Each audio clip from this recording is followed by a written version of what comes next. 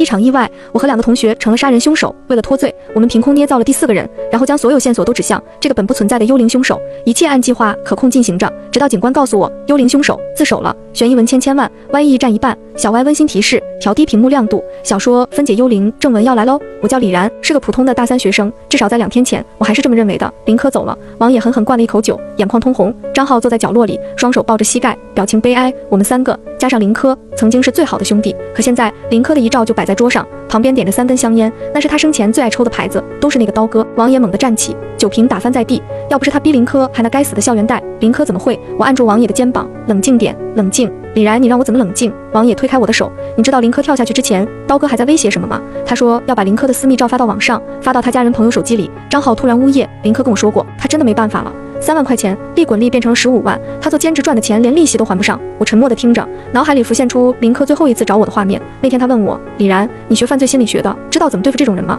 我当时只是让他报警。可校园贷的水有多深，我们都清楚。刀哥本名高飞，大4学生，表面上是个普通学生，背地里却是这片大学城最大的放贷者，手下养着一帮打手，专门对付不还钱的学生，威胁、恐吓、殴打，甚至逼人拍裸照，这些手段他都用过，而且每次都能全身而退。今天是林科头七，我看了眼手机，晚上11点半，按照习俗，我们应该为他守夜。王野重新坐下，拳头握得咯咯作响。守完夜，我要去找刀哥算账。然后呢？我冷静地问，被他手下的人打个半死，还是被开除学籍，毁掉自己的前途？王野愤怒地瞪着我，那你说怎么办？就这么算了？林科死得不明不白，我们就当没事发生。我没有回答，只是静静看着林科遗照，照片里的他还在笑，那是大1刚入学时拍的。那时候的林科对未来充满希望，谁能想到短短3年后，他会选择从教学楼顶跳下？张浩突然开口，李然，你是不是有什么想法？我转头看向他，这个平时最胆小的人，此刻眼中却有一丝期待。没有，我摇摇头，我只是觉得冲动解决不了任何问题。王爷冷哼一声，那理智就能解决？你们这些读书人就知道讲道理，可刀哥那种人，他懂道理吗？我看着王爷，又看了看张浩，最后目光落在林科遗照上。也许吧，但至少我们要先送林科最后一程。夜越来越深，宿舍里只剩下我们3人的呼吸声。谁也没想到，这个夜晚过后，我们的命运将彻底改变，而一切的起因都源于那个叫刀哥的人。凌晨2点，守夜结束后，我们离开了宿舍，本想去学校后街买点东西祭奠林科，却在废弃仓库附近遇到了最不该遇到的人，刀哥。他靠在仓库墙边抽烟，旁边站着2个手下，看到我们，他讥讽开口，哟，这不是林科的好兄弟吗？怎么来给他烧纸？王野的脚步顿住，我能感觉到他全身肌肉在绷紧。走，我低声说，可刀哥却不打算放过我们。林科那个废物死了也好，省得我费心思收债。他弹了弹烟灰，示意烟没了，让2个手下去给他买烟。张浩下意识后退了一步。此时刀哥手下走远，我握住王爷手臂，试图拉他离开，但刀哥接下来的话彻底点燃了火药桶，知道吗？林科跳楼前还给我发信息，求我删掉那些照片。我说可以啊，先把钱还上。结果这废物就跳了。刀哥哈哈大笑，真是个孬种，你他妈闭嘴！王爷甩开我的手，冲了上去，一拳砸在刀哥脸上。刀哥没料到王爷会动手，被打得踉跄后退。操你妈的，小畜生！刀哥捂着流血的鼻子怒吼，场面瞬间混乱。王爷毕竟是体育生，不落下风，但刀哥从地上抄起钢管，朝王爷后背砸去。小心！我大喊。张浩不知哪来的勇气，抓起旁边木棍冲了上去，他想挡住刀哥的钢管，可慌乱中木棍重重砸在刀哥的后脑上，咚一声闷响，刀哥身体僵了一下，后脑重重磕在地上尖锐的石头上，鲜血瞬间涌出。王爷喘着粗气，不敢相信地看着地上的刀哥。张浩手里的木棍啪地掉在地上，他声音在颤抖。我快步上前，蹲下检查刀哥的情况，没有呼吸，瞳孔开始涣散，脖子上也摸不到脉搏，死了。我站起来，努力保持冷静。张浩瘫坐在地上，不可能，我只是想确认刀哥死亡后，我拉着他们2人到一边的仓库角落。这种角落的好处是方便临时隐藏自己，另外可以商量对策。不多久，给刀哥买烟的2个手下哼着小曲，大摇大摆走过来，2人刚走到刀哥身后，拍了拍他肩膀，没想到刀哥整个面对地面栽了下去。意识到死人之后，那2个手下对视一眼，转身就跑。他们没有发现我们的存在，而是很快消失在夜色中。2人走后，只剩下我们3个和一具尸体。怎么办？报警吧！王野声音有些发抖。我看着地上血泊，脑海里迅速分析现状：过失致人死亡，最轻3年以下有期徒刑。但考虑到事情起因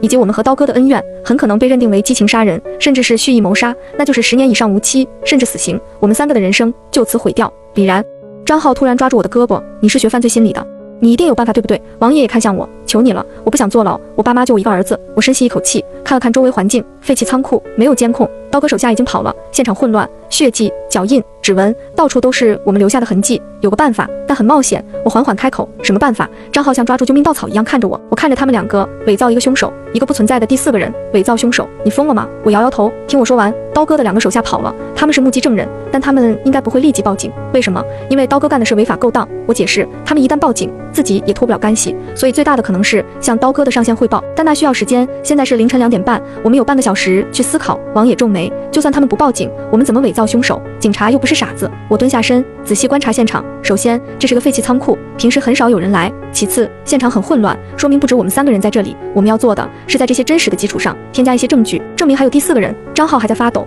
可是哪有什么第4个人？没有，所以要创造。我看着他们，你们相信我吗？王野第一个点头，我信。张浩犹豫了一会，也点了点头。那好，我深吸一口气。首先，我们要确定第4个人的特征。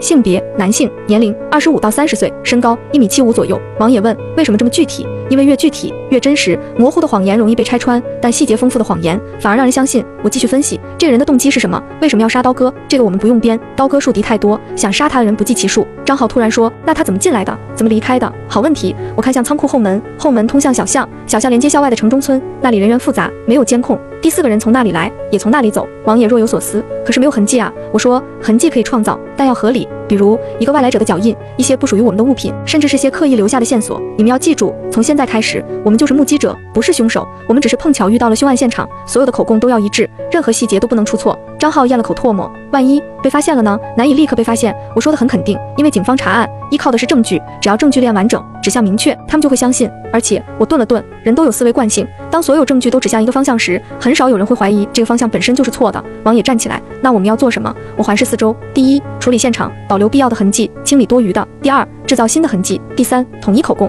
第四，表现得像个正常的目击者，能做到吗？两人都点头，那就开始吧。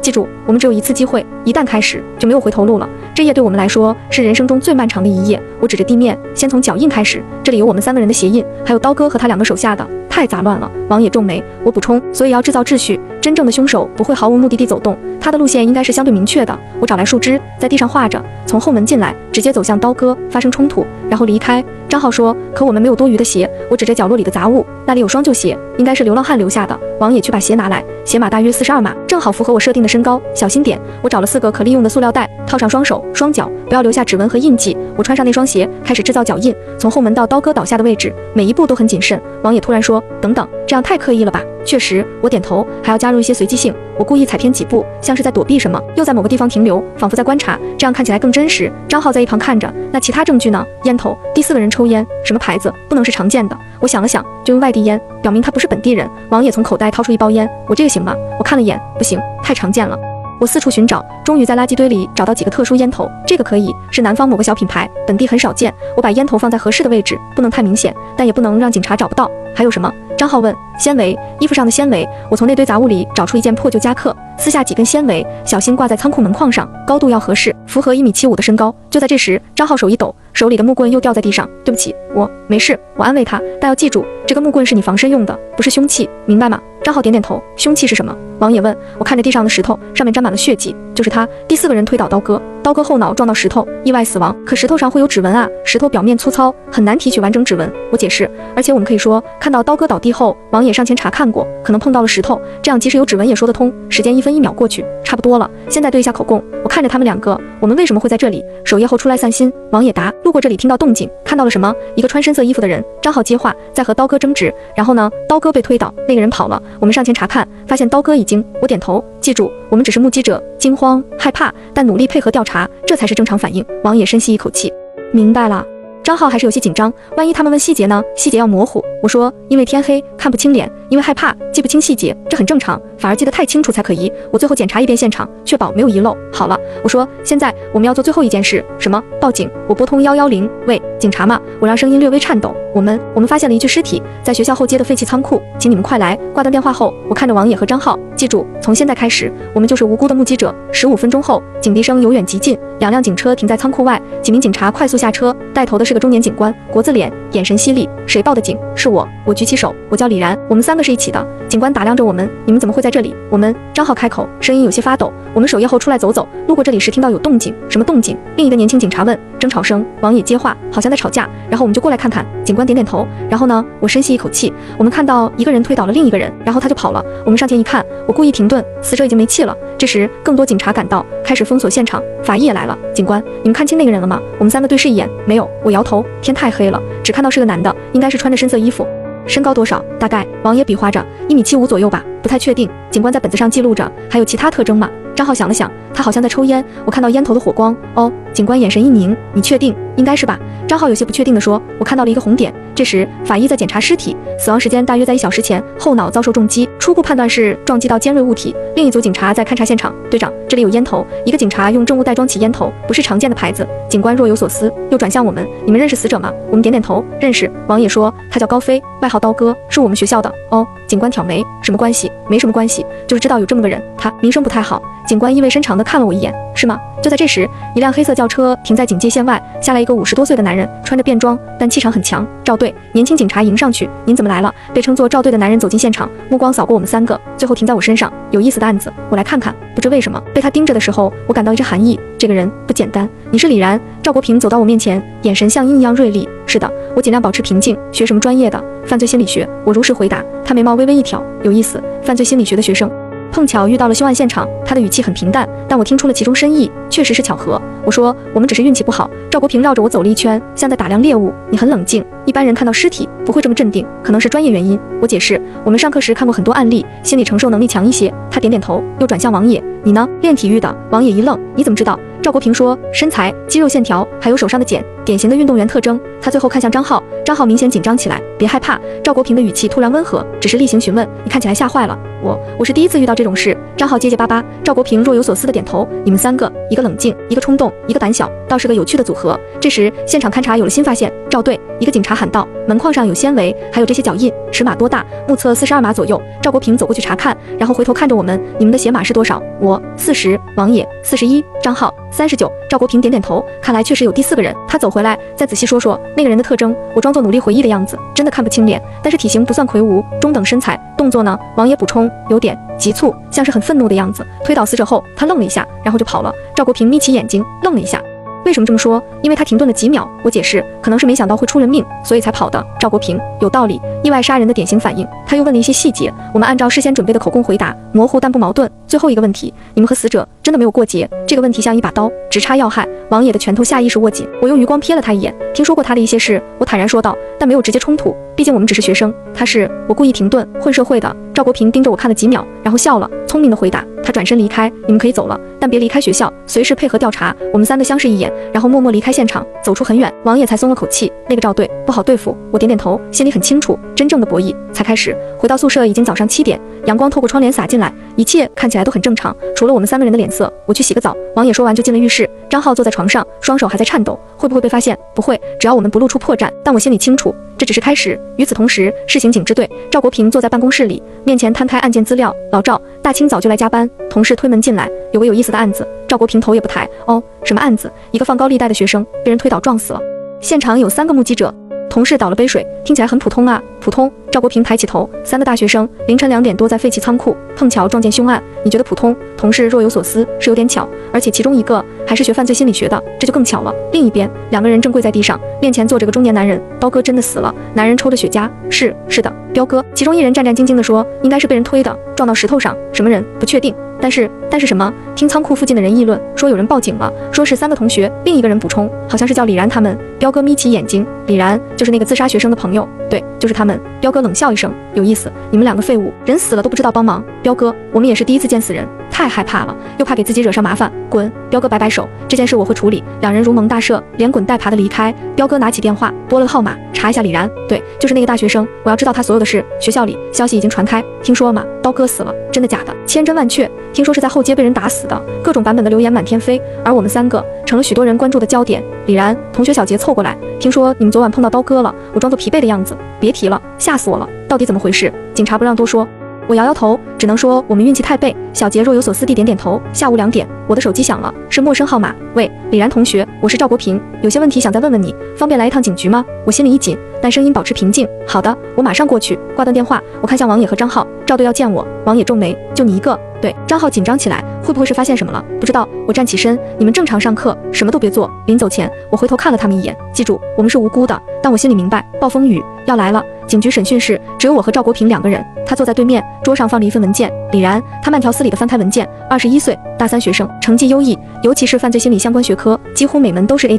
我保持沉默，等他继续。你的导师评价你极有天赋，妇，对犯罪心理的理解超乎常人。赵国平抬起头，这样的你，昨晚为什么会去后街？我说过了，我平静地回答，守夜之后出去走走。守夜？给谁守夜？我早料到他会问这个。我的朋友林科前几天自杀了。赵国平点点头，我查过了，跳楼自杀，原因是他看着我欠了高利贷，而放贷的人正是死者高飞。审讯室里安静几秒，所以赵国平身体前倾，你们对高飞应该很恨吧？这是个陷阱，我很清楚，恨，我坦然承认。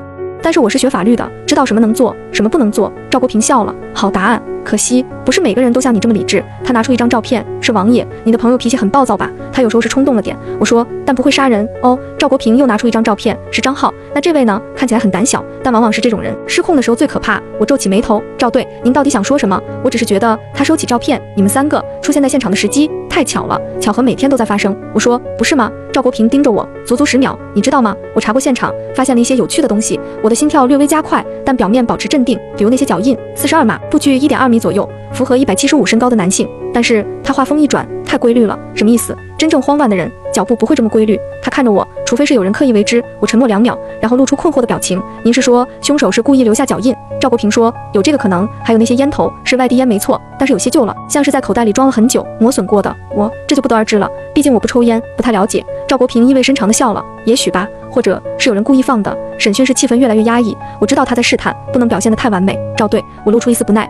如果您怀疑我们，请拿出证据，否则我要求联系律师。赵国平举起双手，别激动，我没有怀疑你们，只是作为一个老警察的直觉，这个案子不简单。他站起身，你可以走了，但如果想起什么，随时联系我。我站起，离开警局，回到宿舍，王野和张浩都在等我。怎么样？王野迫不及待地问。我把情况说了一遍，两人脸色瞬间白了。这时敲门声响起，咚咚咚，很有节奏。我们3个对视一眼，谁？我问。门外没有回应，只是继续敲门，咚咚咚。王野走到门边，透过猫眼往外看，脸色突然变了。怎么了？我低声问。王野转过身，嘴唇有些发白。门外站着一个人，穿着深色衣服，看不清脸。我的心猛地一跳，深色衣服，这是我们描述的第4个人特征。咚咚咚，敲门声还在继续。张浩抓住我的手臂，会不会是？不可能。我说第4个人不存在，是我们编的。可是门外确实站着一个人，穿深色衣服的人，在敲我们的门。